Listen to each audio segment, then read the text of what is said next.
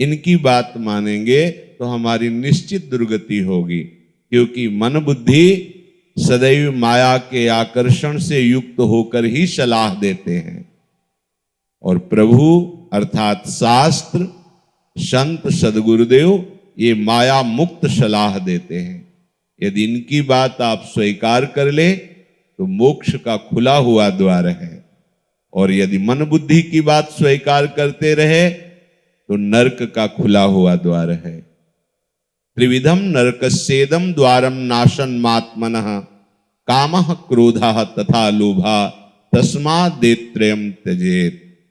तीन को भगवान सीधा नरक का द्वार बता रहे हैं, काम, क्रोध और लोभ। कामः क्रोधः तथा लोभः। लोभ पास जय गल न बंधाया, सो नर तुम समान रघुराया। विषयों के भोगों का लोभ, धन आदि का लोभ, कामना की पूर्ति के लिए हर समय मन संकल्प विकल्प करना, ना पूर्ति होने पर क्रोध करना, ये सब नारकी पुरुष के लक्षण हैं। हमें ये मनुष्य जन्म परम पद में आरूढ़ होने के लिए मिला है, इस दुर्गति को रोकने के लिए मिला है। हमारी मुख्य दुर्गति का कारण ये शरीर राग है, इसी से इसके भोगों में सुख बुद्धि हो जाती है और इसके संबंधियों से अपनापन हो जाता है। मुख्य जड़ शरीर राग है, इसीलिए बार बार भगवान इसी राग को काटने के लिए कह रहे हैं। प्रभु कह रहे हैं, येनम वेत्ति हन्तारम यश्चैनम मन्यते हतम उभौ तौ न विजानीतो नायम हन्ति न हन्यते। हे अर्जुन, जो मनुष्य इस अविनाशी आत्मा को मारने वाला मानता है और जो ये मानता है कि मारा गया, वो दोनों नहीं जानते। उभौ तो न विजानीतो। ये जो हमारा स्वरूप है, जिसे हम मैं कहते हैं, उसका आरोप शरीर पे कर लिया, यही हमारी गलती हुई है, भूल हुई है। साधना सत्संग भूल मिटाने के लिए है।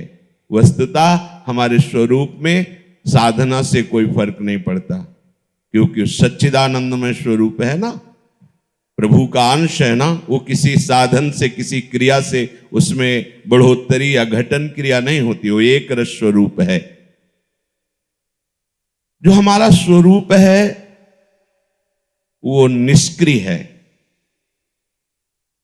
इसलिए वो किसी को मारेगा ऐसा नहीं। निर्विकार है, वो मार दिया गया, वो मर गया, ऐसा भी नहीं। जो हमारा स्वरूप है, या एनम वेत्ति हंतारम, जो इस स्वरूप को, आत्मस्वरूप को, मैं को मारने वाला मानता है, वो ठीक नहीं है, क्योंकि स्वरूप में कोई क्रिया नहीं है।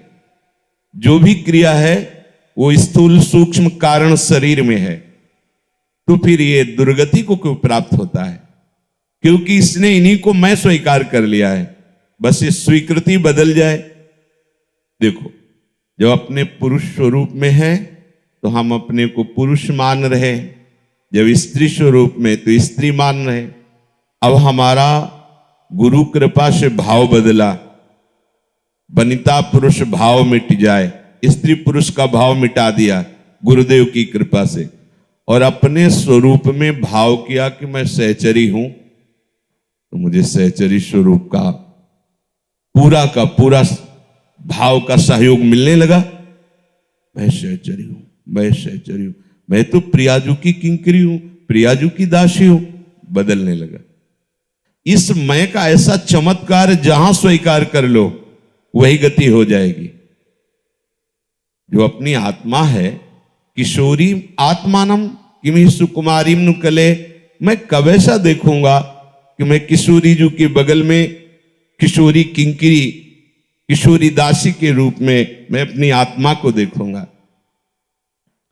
इस सहचरी स्वरूप मायाकृत नहीं है, ये चिदानंद भाव है और उसी भाव में आत्मस्वरूप तन्मय होकर अपने को सहचरी रूप से देखता है। जो स्वीकार किया जाता है वैसी ही स्वीकृति से इसका रंग आता है, उसमें कोई भाव नहीं, वो निर्विकार है, उसमें न सद्भाव न असद्भाव, वो सद असद से परे है, न शुभ क्रियाएं न अशुभ क्रियाएं, न वो मारा जाता है न वो किसी को मारता है, वो निष्क्रिय है। फिर ये क्रियाएं तो होती देखती है ना, वही निष्क्रिय तत्व अपने को भूल करके क्रियान्वित इस शरीर को मैं स्वीकार कर लिया, बस इसी से उसका बंधन हो रहा है। प्रभु कह रहे हैं ये जो स्वरूप है ये मारने वाला नहीं है, ये किसी को मारता नहीं। वास्तविक जैसा आप चिंतन करेंगे वैसा ही आपको प्रभाव दिखाई देगा। जो हमारा स्वरूप है वो कभी नहीं मरता और न कभी किसी को मारता है, वो निर्विकार निष्क्रिय है, ये बात जानना पड़ेगा। फिर ये दुर्गति और सदगति क्यों होती है? कर्ता भाव के कारण।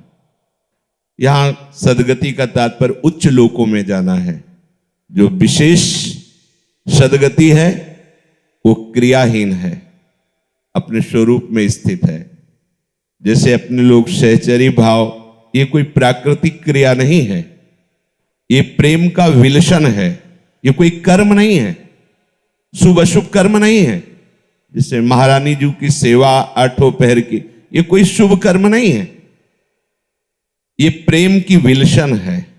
जैसे नाम जप है, ये कोई क्रिया नहीं है, ये त्रिगुणातीत सच्चिदानंद में प्रभु का जो नाम है ये हमारा स्वरूप है। जो हमारी आत्मा है वही नाम है, वही धाम है, वही रूप है, वही लीला है, ये आत्मरति है, ये कोई क्रिया नहीं।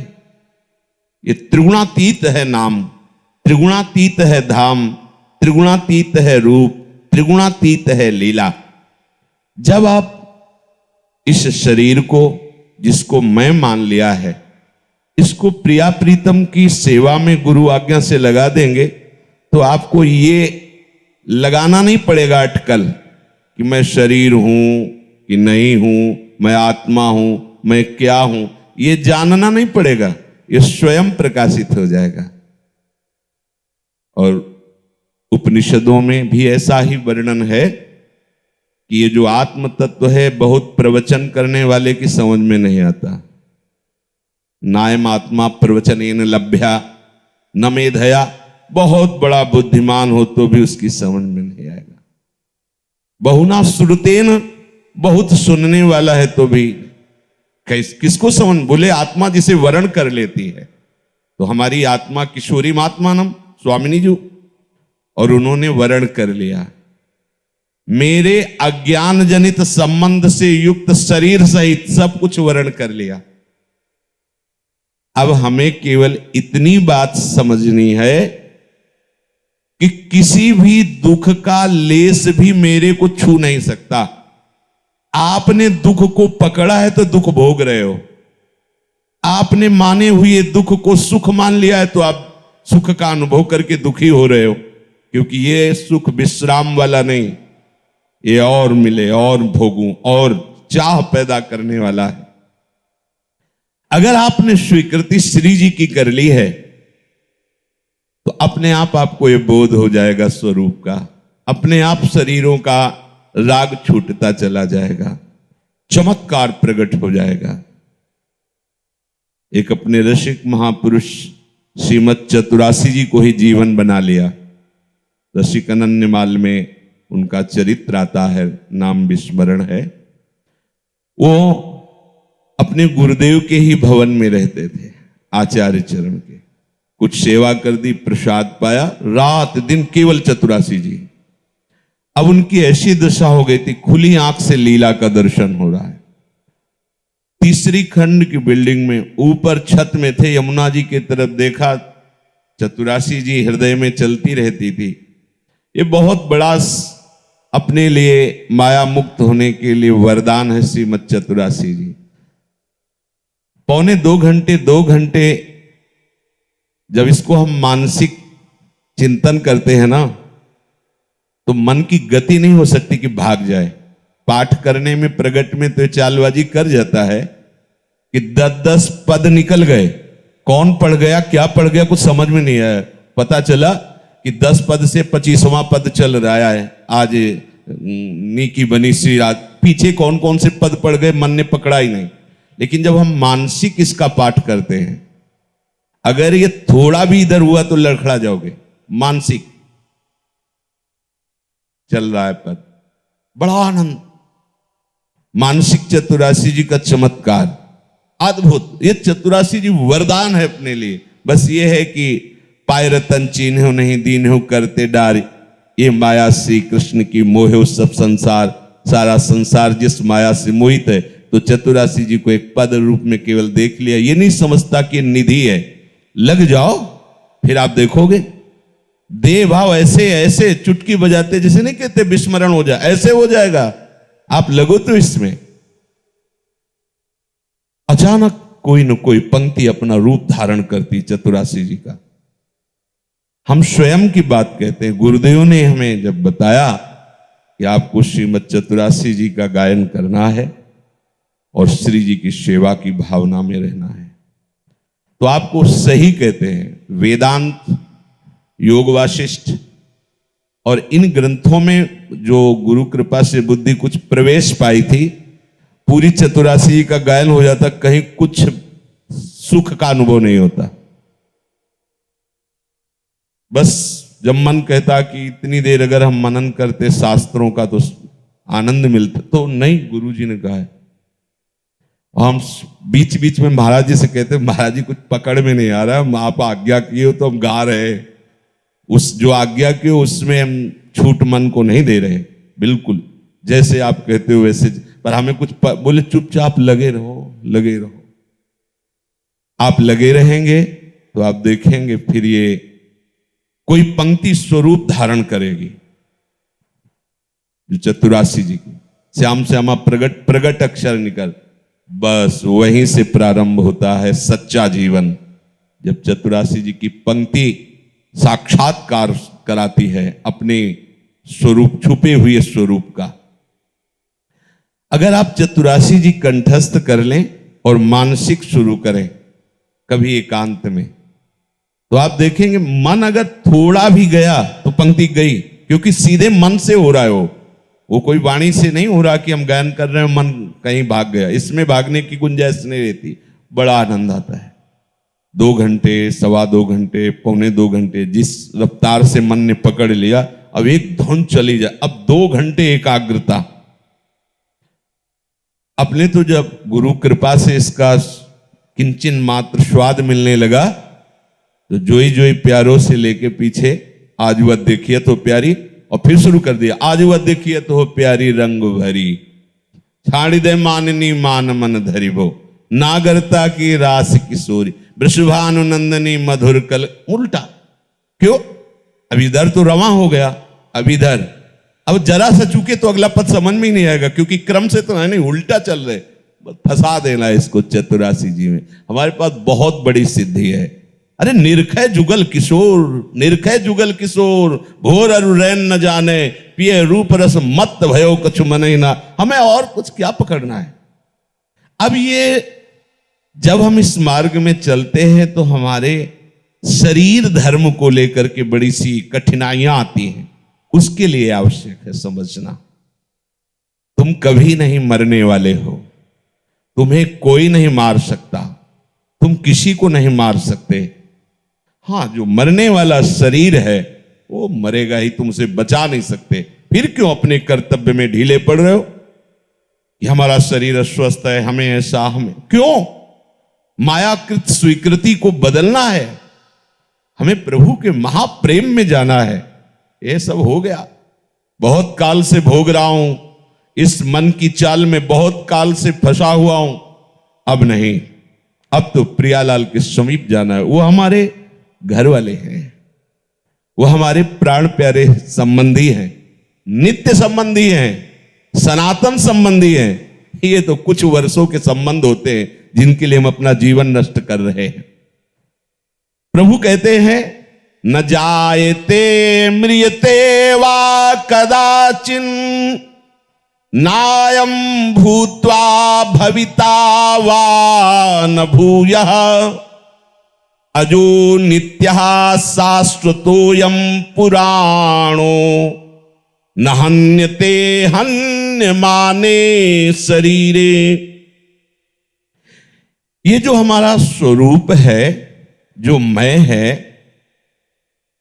ये कभी जन्मता नहीं, न मरता है, उत्पन्न होकर फिर होने वाला नहीं। ये जन्म रहित नित्य निरंतर रहने वाला शाश्वत अनादि है।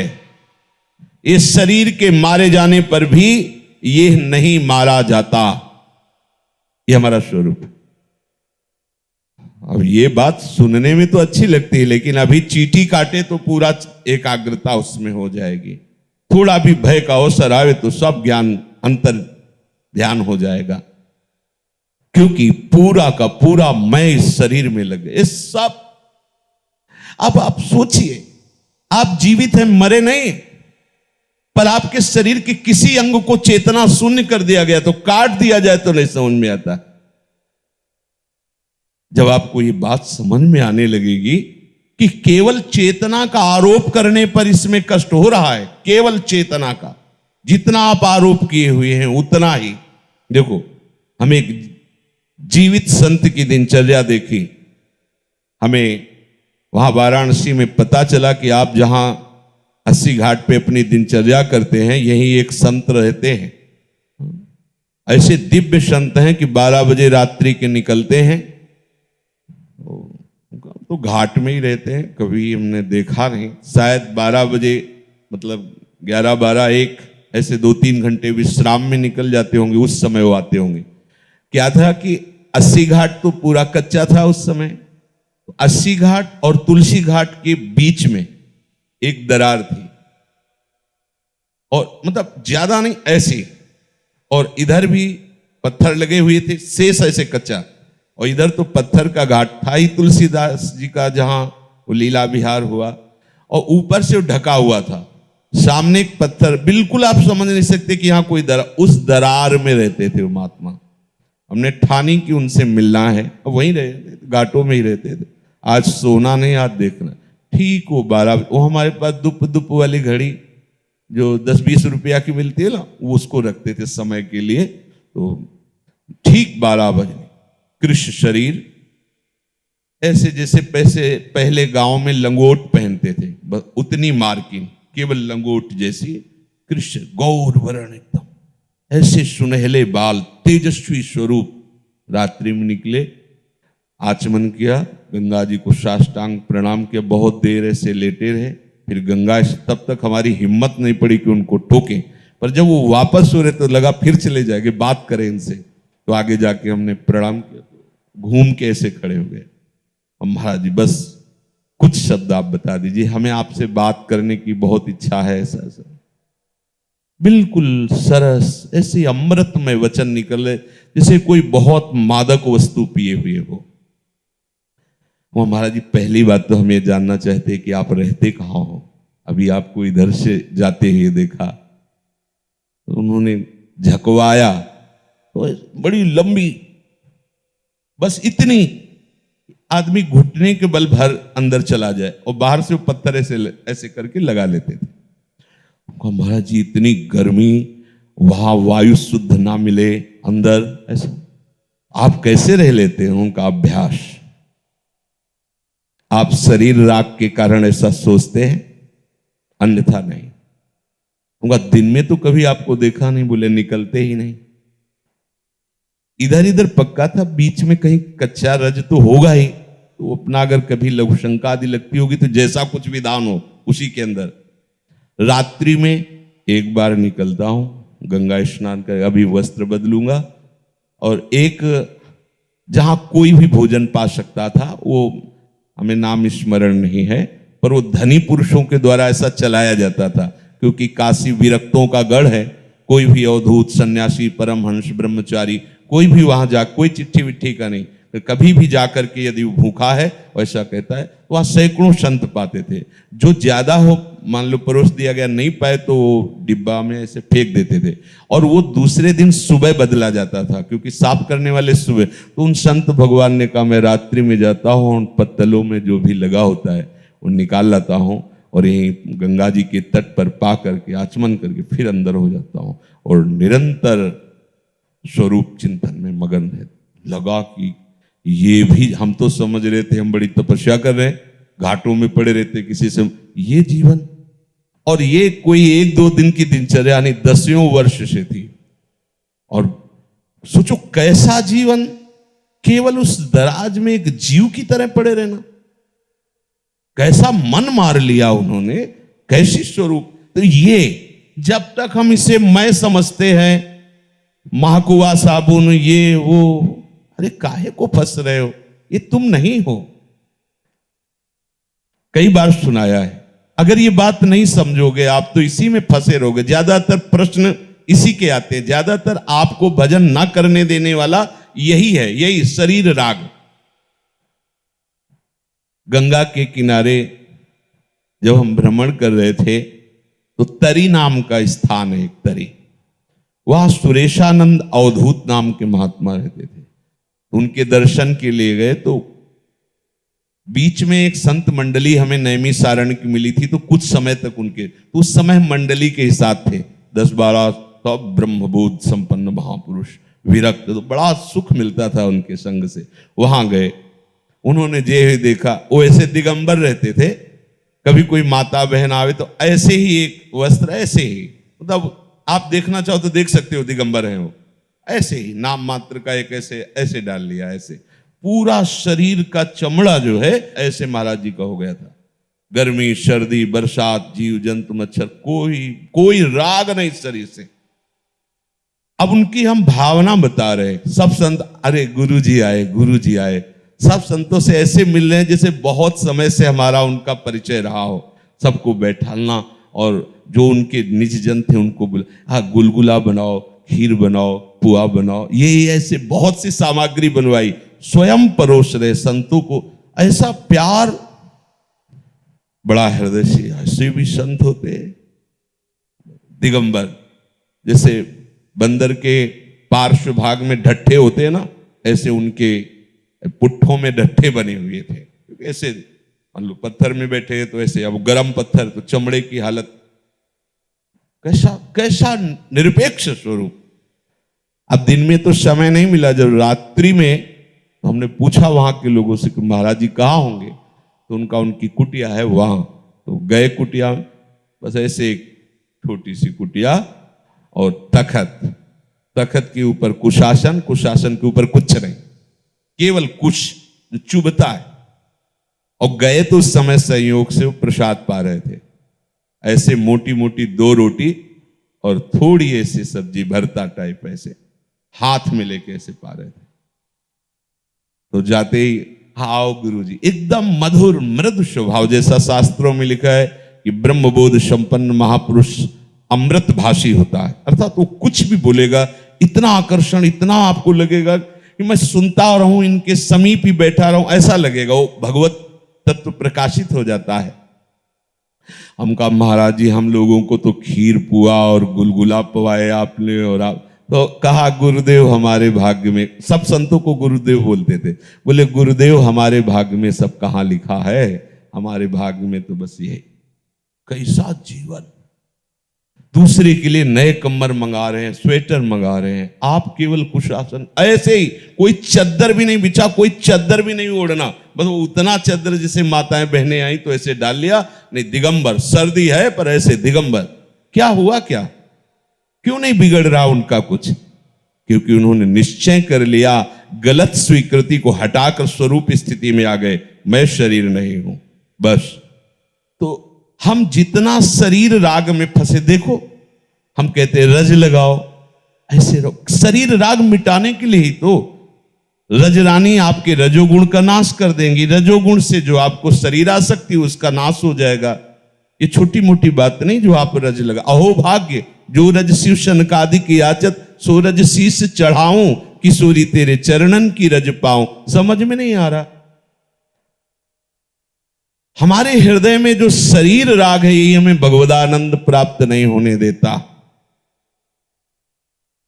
अगर आप ठीक से चलोगे तो आगे आगे स्थिति आपको समझाई जाएगी, बाहर से नहीं अंदर से सद्गुरु समझाते हैं कैसी स्थितियां जागृत होती है। एक स्थिति ऐसी आती है जिसका दर्शन कराया गया, बिल्कुल दिमाग जाम हो गया है, कुछ सोच विचार नहीं, बस केवल युगल प्रतीत हो रहे हैं, बस कुछ नहीं। मैं कौन हूं, कहां हूं, क्या करना चाहिए, क्या कर रहा हूं, कुछ बोध नहीं। एकदम कुछ दिखाई नहीं दे रहा, कुछ समझ में नहीं आ रहा, बिल्कुल आंसू चल रहे थोड़ी देर के लिए स्थिति, फिर जब चेतना है, ओहो, अब उस स्थिति को सोच के आंसू चल रहे। अरे ऐसी भी स्थिति आगे से आगे आपको दिखाई जाएगी। ये आपका आगे वाला क्लास है, ये आगे वाला। अरे आप बढ़ो तो, अब आप इसी को लिए बैठे हुए हो, इसी के राग द्वेष में। अरे ये तो जाएगा, मरेगा, आज नहीं तो कल। ये जो अपना स्वरूप है ये न कभी जन्मता है और न कभी मरता है। ये उत्पन्न होकर फिर नष्ट होने वाला नहीं, ना उत्पन्न होने वाला है न नष्ट होने वाला है। अजो नित्यः शाश्वतोयम पुराणो, ये स्वयं प्रभु कह रहे। अजो इस शरीरी का स्वरूप का कभी जन्म नहीं होता, बस ये जो स्वीकार कर लेता है। बहुत सूक्ष्म बात है, ये केवल विवेक से ही समझ में आएगी।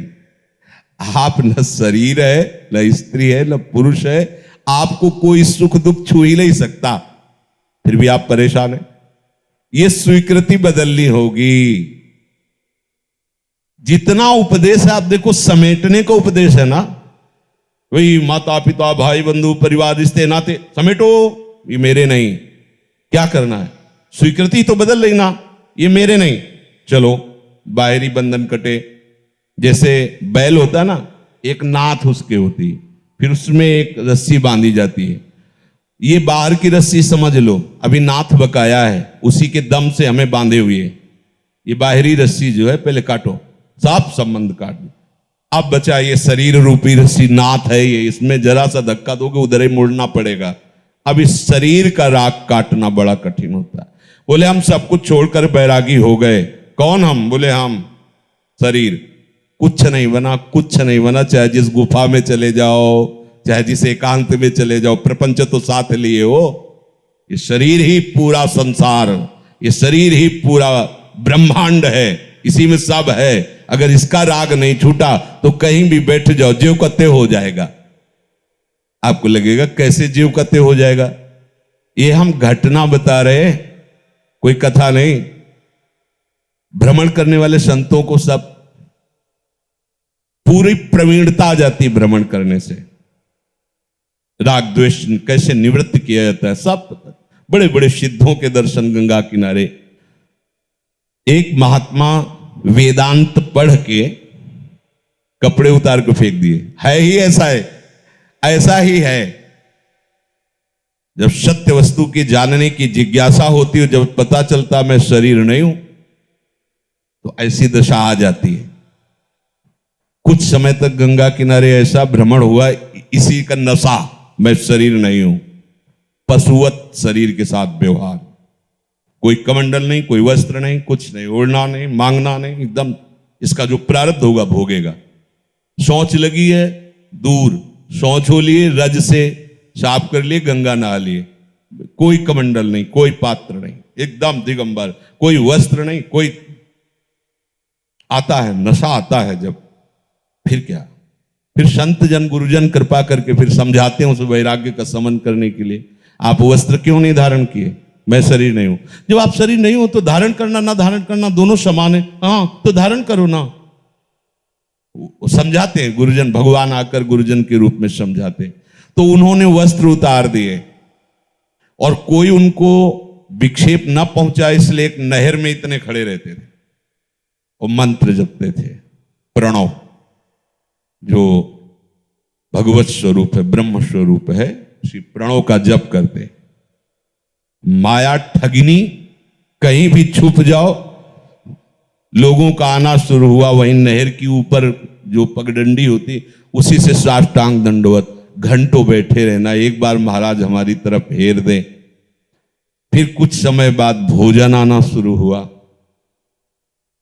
महाराज निकल के प्रसाद पा लीजिए। धीरे धीरे महाराज निकलने लगे नहर से बाहर, दिन में प्रसाद पाने लगे। महाराज कल हमारा टिफिन आएगा, परसों हमारा टिफिन बंध गए। महाराज पहचानने लगे कि कल इसका टिफिन होगा, परसों उसका भोजन। काफी समय से गया। भक्तों ने, महाराज आपकी चरण धूलि घर पे पड़ जाए तो हम पावन हो जाएं, हम गृहस्थ हैं, आप संत जन कृपा नहीं करेंगे तो कैसे कल्याण होगा। अब तो बैंड बाजा से उनका स्वागत हुआ। महाराज पहली बार नगर में पधार रहे, फूलों की माला सब। महाराज ने छोटा सा गमछा ऐसे लगा लिया जब नगर गए। महाराज आज प्रसाद पाके यहीं विश्राम, चलो भक्तों की इच्छा। अब वहां गांव में 1-2 रात्रि विश्राम होना, अब घर घर विश्राम होना, घर घर भोजन पाना। धीरे धीरे धीरे धीरे मनोवृत्ति ने फंसा लिया। जो कोई विशेष श्रद्धावान होते ना, विशेष श्रद्धा, अब धीरे धीरे उनका घर जैसा संबंध हो गया। बिना बुलाए जाने लगे, आज ये बने, आज वो बने। धीरे धीरे उनका घर की जो राग हो गया। जब हम इधर वृंदावन की तरफ गति हुई तब वो ब्रह्मावर्त बिठूर में उनको, ये एक सत्य घटना है, कोई कथा नहीं सुना रहे। तो वहां गांव में रामलीला हो रही थी। तो गांव में जैसे कोई उत्सव आदि लीला आदि होती, पूरे गांव के लोग सब, क्योंकि यही उनके सुख का साधन बनता है, सब बैठ गए। तो जो घर के प्रधान मुखिया थे उनको लगा कि एक बार चलना चाहिए, घर में देखना चाहिए जाके, क्योंकि सब गांव के यहीं बैठे हुए हैं। धीरे से निकल के गए तो आवाज लगाई बहू को, दरवाजा खोलो, पानी पी ले, फिर जाएंगे। कोई उनको शंका नहीं थी, ऐसे ही भागवतिक प्रेरणा। दरवाजा खोला, बहू कांप रही थी। उनका तू भयभीत क्यों हो रही? वो भयभीत चेहरा अलग दिखाई देता है। ओ गए तो महात्मा जी कमरे में दिखाई दिए। इसके बाद वहां से एरिया ही छोड़ करके वो ब्रह्मावर्त बिठूर में महात्मा थे। ऐसा नहीं कि उनका उद्देश्य गलत था, सावधानी नहीं, परिपक्वता नहीं और समाज कल्याण की भावना। कैसे? पहले शरीर राग का त्याग करके स्वयं ऐसी स्थिति प्राप्त करो कि माया का आकर्षण तुम्हें भ्रष्ट न कर दे, नहीं तो शिव विरंच का मोहई को है बपुरान। इसलिए ये बात जाननी पड़ेगी। आप शरीर नहीं हो ये बात मानकर आप उद्दंडता करने लगो, ऐसा नहीं। आप अनुभव करो इस बात को। गर्मी सर्दी, मान अपमान, सुख दुख। एक उपासक से बात कर रहे थे कि भैया कभी कभी गुप्त रूप से 2-3 दिन भोजन मत करो, कह दो हमारा स्वास्थ्य नहीं ठीक, और देखो भजन चला के कितना चलता है। 3 दिन भोजन नहीं किया, कैसा भजन चला। फिर दोनों टाइम भोजन करें, अब भजन कैसा चल रहा है। फिर एक टाइम भोजन करें, अब कैसा। हर स्थिति में परिपक्व कर लो अपने को कि ये शरीर राग तुम्हारे भजन में विक्षेप ना बने। और भगवत कृपा से सब तभी बात, हजारों की भीड़ में तुम्हारा भजन होना चाहिए, एकांत में भजन होना चाहिए, चलते भजन होना चाहिए, उठते बैठते खाते पीते। कबीर कायम रहे ठिकाना। हमारे हृदय में इस शरीर का राग ऐसा बैठ गया, इसलिए प्रभु कहते हैं शरीर का नाश होने पर भी तू जो अविनाशी स्वरूप है तेरा नाश नहीं होता। इस शरीर में विकार ही विकार है और तू निर्विकार है। इस शरीर को स्वीकार करने पर तू विकारी हुआ है। जैसे कल कोई एक उपासक कह रहा था, मैं बहुत पापी हूं, मैं बहुत नीच हूं, मेरा तो कल्याण हो ही नहीं सकता, ऐसा वैसा, और रोना धोना, ये सब क्या है? ठीक है, वैष्णव दैन्यता में ऐसा बोला जाता है, लेकिन ये जो पापाचरण है, ये शरीर को स्वीकार करने के कारण ही तो है। तो तुम प्रभु को स्वीकार करो ना। वो कह रहे हैं हम तो हम सर्वपापेभ्यो मोक्षयिष्यामि मा शुचा, इनमें रोने धोने की क्या जरूरत? समझो ना इस बात को। अगर आपको लग रहा है ये गलती अभी तक हुई तो निश्चय करो, अब मत करो। ये गलती क्यों हुई? शरीर राग से हुई। शरीर राग को मिटाओ। ये जो उपासना मिलती शरीर राग मिटाने के लिए ही तो है। थे बचन मिथुन मुख निसरत, सुनि सुनि देह दशा किन भूलो। आदेश कर रहे हैं आचार्य चरण कि चतुरासी जी में इतनी सामर्थ्य है कि आपकी देह दशा का विस्मरण करा देगी। आप गाइए, आप सुनिए उसको। गावत श्रवणम सुनत सुखाकर विश्व दुरित दवनी, विश्व के पाप का नाश करने की सामर्थ्य श्रीमद चतुरासी जी में है। भगवत लीला गुणगान नाम में है। ये जो हमारी दुर्दशा, अब हमारा उद्धार हो नहीं, कैसी बात करते हो? पहाड़ जैसे पाप हो तो जैसे पहाड़ रुई का जमा हो, एक दिया सलाए से लगाओ भस्म हो गया। एक प्रभु की कृपा दृष्टि मात्र से अनंत जन्मों के अपराधों का शमन हो जाता है। प्रभु कह रहे हैं ना, सन्मुख होए जीव मोहि जबहि जन्म कोटि अगनासो। तो आप इस शरीर राग से हटिए। इस शरीर दुख, वास्तविक दुख तुम्हारे में छू नहीं सकता। ये समझ नहीं पा रहे। ये भ्रमात्मक दुख है। जैसे स्वप्न का दुख भ्रमात्मक है, ऐसे जागृत का भ्रमात्मक है। पर इतना राग दृढ़ हो गया कि ये भ्रम जा नहीं रहा है। प्रभु कह रहे हैं, वेदा विनाशिनम नित्यम येन मज्जवं व्ययम कथम सपुरुषः पार्थ कम घातयति हन्तिकम। हे पृथानंदन अर्जुन, जो मनुष्य इस आत्मा को अविनाशी, नित्य, जन्म रहित, अव्यय जानता है, वो कैसे किसको मारे और कैसे किसको मरवाए? कैसे? क्योंकि जो स्वरूप है, अच्छा किसको मरवाए जब एक ही स्वरूप है? 100 घड़े में, 1000 घड़े में, लाख घड़े में एक ही सूर्य का प्रतिबिंब पड़ रहा है। कौन किसको मरवा? ये मरना एक भ्रम है। भगवत आराधना से बात समझ में आएगी। जैसे एक गरीब परिवार में एक भैंस थी, उस भैंस के दूध से पूरे परिवार का खर्चा चलता था। पशुओं की बीमारी होती, उसमें भैंस मर गई तो पूरा परिवार बैठ के रो रहा था। ये दृश्य क्या, भिक्षा मांगने गए थे स्वयं श्री मेहता, तो पूरा परिवार कि ये क्या, कोई मर गया? बोले भैंस मर गई। क्यों? क्योंकि उसका उससे इसलिए राग है कि उससे दूध होता, दूध से धन मिलता था, धन से परिवार का पोषण होता था, और परिवार के राग से वो स्थित है। अर्थात परिवार के पोषण का सहारा गया तो सब अपने को मरा हुआ समझ रहे। लेकिन दूसरे को क्या कष्ट हो रहा है? उसमें कोई कष्ट नहीं हो रहा, क्योंकि उसका कोई राग नहीं। ऐसे ही ये हमारा शरीर इतना हमारे स्वीकृति में बैठ गया है कि इसका जरा भी अपमान, जरा भी निंदा हम नहीं सह सकते, जरा भी हम प्रतिकूलता नहीं सह सकते। केवल केवल राग का है। दूसरे को दिखाई दे रहा है कि सब रो रहे, क्यों? अरे क्यों रो रहे हो यार, तुम्हें क्या हुआ? बोले हमें कुछ नहीं हुआ, पर हमारा जीवन उससे था। जहां जहां हमने राग कर रखा वही हमें दुख देने वाला है।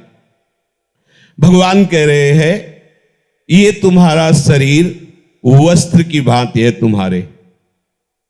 जैसे ऊपर का कोट, फिर उसके नीचे शर्ट, फिर उसके नीचे बनियान, ऐसे ही ये हमारा कोट, स्थूल शरीर, शर्ट सूक्ष्म शरीर, और बनियान कारण शरीर। लेकिन हम तो नहीं है ना, हमारे वस्त्र है। आगे श्री भगवान कह रहे, वाशांसि जीर्णानि यथा विहाय नवानि गृह्णाति नरोपराणि तथा शरीराणि विहाय जीर्णा न्यन्यानि संयाति नवानि देहि मनुष्य जैसे पुराने कपड़ों को छोड़कर नए कपड़े धारण कर लेता है, ऐसे ही जो मैं है वो पुराने शरीरों को छोड़कर दूसरे नए शरीरों को धारण करता है। इसी को जन्म कहते, छोड़ने को मृत्यु कहते हैं और धारण करने को जन्म कहते हैं। पर वो शरीर नहीं, शरीर का वस्त्र है। अब हमारी स्थिति कहां है? मैं ही शरीर हूं, इसलिए उपासना में रंग नहीं आ रहा। इसे केवल सुनने और स्वीकार करने से काम बन जाएगा। बात समझ लेना, सुनने और स्वीकार करने से काम बन जाएगा। आप देखना आपकी साधना में कितना त्याग, वैराग्य और ताप सहने की शक्ति आ जाएगी जब आप ये बात स्वीकार कर लेंगे। अपने कर्तव्य के पालन करने में जो प्रतिकूलता होती, जो कष्ट लगता है, वो आप आनंद पूर्वक सहने लगेंगे यदि ये स्वीकृति कर ली। और ये स्वीकृति नहीं है, बाबा हमें 3 बजे जग करके आना नहीं हो पाएगा, हमसे ऐसा नहीं हो पाएगा, हम ऐसे नहीं चल पाएंगे। शरीर भाव को लेकर हर बात गुरुजनों की, संतजनों की काटता रहता है मन, नहीं हो पाएगा, नहीं चल पाएंगे। ठीक है, वो आपके कल्याण के लिए सारी बात कहते हैं। अगर आप स्वीकार ना करो तो फिर पतन निश्चित है। पर उसको पतन से भय नहीं है, क्योंकि वो पतित है। जो गिरा हुआ पड़ा है उसको गिरने का भय नहीं होता, जो चलता होता उसको गिरने का भय होता है। उपासक भयभीत हो जाता है शरीर राग की बात जहां भी आई, नहीं नहीं अब नहीं, अब नहीं, अब नहीं। लेकिन जो गिरा हुआ है उसको क्या गिरने का भय? जो पतित है, शरीर राग से युक्त है, वो ऐसे सत्संग सुनते हैं कि भाई साधु महात्माओं का सत्संग सुनना चाहिए। सत्संग में क्या कह रहे, उसे कोई मतलब नहीं है। एक सेठ जी रोज सत्संग सुनने जाते थे। उनको किसी व्यापार हेतु से बाहर जाना था, तो लड़के से कहा कि हमारा नियम है सत्संग सुनने जाना, तो 2 दिन तुम सुन आना। तो सत्संग सुनने गया तो वहां कहा जा रहा था कि गौ में समस्त देवताओं का वास है, समस्त तीर्थों का वास है, परम पावन गौ माता है, जैसे उनका मूत्र पिया जाता है, बड़े से बड़े पवित्र स्थान में गाय के गोबर का लेप किया जाता है, बड़ी महिमा गौ की। ऐसे गौ को जो ग्रास देता है, जो भोजन देता है, बड़ा सुकृत होता है। अगर गाय तो कहीं खा रही है और उसे तुम डंडा मार के भगा रहे हो, ये ठीक नहीं है, ये पापाचरण के अंतर्गत आता है। 2 दिन सत्संग सुना, दूसरे दिन कई गायें आ गई, उसका जैसे परचून की दुकान वैसे आटे की, चावल की ऐसे बोरी थी, वो खाने लगी, वो आराम से बैठा है, क्योंकि वो सत्संग में सुना था, नहीं हटाना। पिताजी आए, उसके बोले पागल है, तो दिखाई नहीं दे रहा गाय खा रही आटा चावल? बोले सत्संग में सुना है, गाय यदि खा रही हो तो उसको हटाना नहीं चाहिए, उसमें समस्त देवता। अरे बोले 20 साल से सत्संग सुन रहा हूं, कोई फर्क नहीं पड़ा, तुझे 2 दिन में फर्क पड़ा? हट, सत्संग ऐसे थोड़ी सुना जाता है, बस जाया जाता है, महात्माओं की बातें सुन ली गई, वैसे ऐसे तो सब व्यापार है। बोले झूठ नहीं बोलना, सत्संग में कहते हैं छल नहीं करना, हमारा व्यापार ही बंद हो जाएगा। ये महात्मा लोग क्या जाने, सत्संग में जाना चाहिए। ठीक है, बैठ गए, प्राय ऐसे ही सत्संग सुनते हैं। सुबह सुबह सत्संग सुनने को मिलेगा, बढ़िया है। क्या सुना? बोले सत्संग सुना है। नहीं, सत्संग में सुना क्या? बोले बढ़िया है, बस आगे कोई आचरण में नहीं उतारना है। और जो साधक है वो सुन करके उसका मनन, अच्छा मैं शरीर नहीं हूं, ये भूख प्यास प्राणों का धर्म है, ये अलग अलग, तो मैं इसको अपना माने हुई हूं, अच्छा मैं छोड़ने का प्रयास करता हूं। अब वो स्वीकृति बदलना बड़ा आनंद है, केवल स्वीकृति बदलने से है।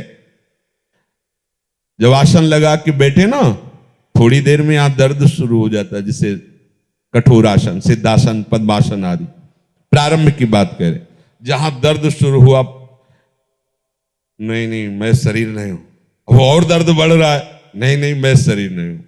तभी उस दर्द को क्रॉस करने के बाद फिर सामर्थ्य आती है कि आप कई घंटे बैठे रह सकते हैं। 45 मिनट के बाद भीषण कष्ट शुरू होता है, ऐसा लगता है टूट गई जांग, दर्द शुरू, सह गए। ये केवल विचार से सहनशीलता आई, ये केवल विचार से सब कष्ट सहने के। किडनी खराब शरीर की, मेरी थोड़ी है। जैसे साउंड खराब हो गया तो आवाज घरघराने लगी, लेकिन आवाज बोलने वाला अलग है, साउंड अलग है। ऐसे ही आवाज बोलने वाला अलग, साउंड ये शरीर। इसलिए हर स्थिति में उत्साह बना रहता है। ये मेरा स्वरूप नहीं, चलो मस्त। गुरु कृपा से, श्री जी की कृपा से कभी स्वीकार नहीं हुआ कि मैं बीमार हूं, कभी नहीं। इसलिए एकदम नवीन चेतना, नवीन आनंद केवल स्वीकृति से है। अभी स्वीकृति हो जाए कि मैं तो डायलिसिस मैन हूं, किडनी फेलियर हूं, तो ऐसा नहीं बोलने आएंगे, वहीं पड़े रहेंगे। स्वीकृति का चमत्कार होता है, अद्भुत चमत्कार। सच्ची कहते हैं, बस स्वीकृति बदलनी है। अनेक जन्मों की साफ शुभ शुभ कर्मों को भस्म करके स्वीकृति आपको प्रियाजू के दासत्व से युक्त कर देगी। शरीर राग में मत फंसो। ये सुख दुख, ये लाभ हान, ये मान अपमान, ये जन्म मृत्यु एक भ्रम है। जासु कृपा सब भ्रम मिट जाई, सब भ्रम मिट जाई है? गुरु प्रसन्न, साहब अनुकूला, मिटी सकल कल्पित भय सूला। ये कल्पनात्मक है। आप कहोगे पीट रहे हैं, तुम्हें कल्पनात्मक लग रहा है। भैया स्वप्न में हो, इसलिए जब जागोगे तो आपको भी ऐसा ही लगेगा। इसलिए प्रभु श्री कृष्ण ने ही रचना की है। ये जो त्रिगुणात्मिका माया है प्रभु की ही है। विश्वोत्पत्त्यादि हेतवे, इस विश्व के उत्पत्ति पालन और संहार का हेतु कौन है? सच्चिदानंद रूपाय विश्वोत्पत्त्यादि हेतवे। और इसी त्रिगुणात्मिका माया के ताप से बचाने वाले कौन है? तापत्रय विनाशाय श्री कृष्णाय वयम नुमा। वही प्रभु बोल रहे शरीर से राग मत कर। और हम सब जितना भी कुछ कर रहे हो शरीर राग के अंतर्गत ही कर रहे, थोड़ा समझना पड़ेगा। हम लोग सोचते हैं कि धीरे धीरे आगे चलकर ऐसी स्थिति आएगी, इतनी सामग्री ही नहीं इकट्ठा होने देते, राग द्वेष सब बहाते रहते हैं। वही बात चलनी में गैया दुहै और दैव दोष को दे, हरि गुरु कहो न माने अपनो ही फल। जो हमारी वृत्ति अगर ये इस बात में फंसी रही तो बहुत गड़बड़ हो जाएगा। एक बार कमर कस के इस शरीर को स्वाहा करो। स्वाहा क्या स्वाहा करना? आग में झोंक देना है? नहीं, मैं नहीं हूं, मेरा नहीं है। तो क्या है? ये प्रभु की धरोहर है, प्रभु को दिया। अपना तो बड़ा सरस भाव है।